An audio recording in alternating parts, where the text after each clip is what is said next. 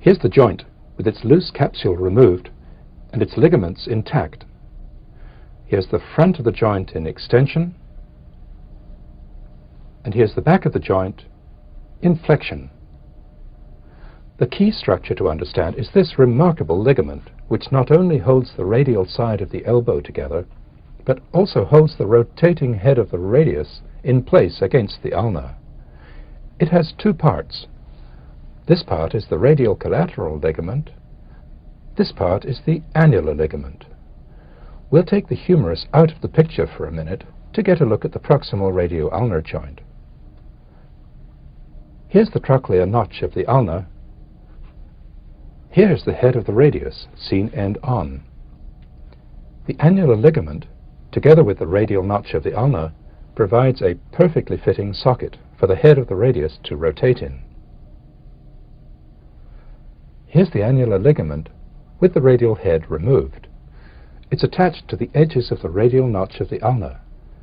It's shaped like a shallow cup, wider here than here, to fit the radial head, not just round here, but also under here. So the radial head, while it's free to rotate, is otherwise totally trapped. Now let's go back to the intact elbow joint and see how it's held together by its two collateral ligaments. The radial one arises from the lateral epicondyle. It fans out and becomes continuous with the annular ligament. The two parts of this complex ligament hold the humerus and the radial head securely together.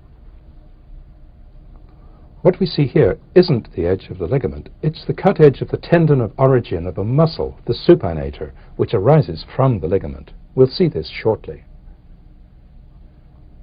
Here's the ulnar collateral ligament. It arises from the medial epicondyle and fans out in a triangle.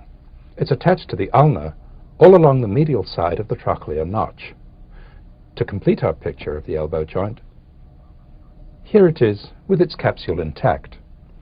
The capsule is thin and baggy in front and also behind to allow a full range of movement. There's also a very flexible sleeve of joint capsule here between the annular ligament and the neck of the radius.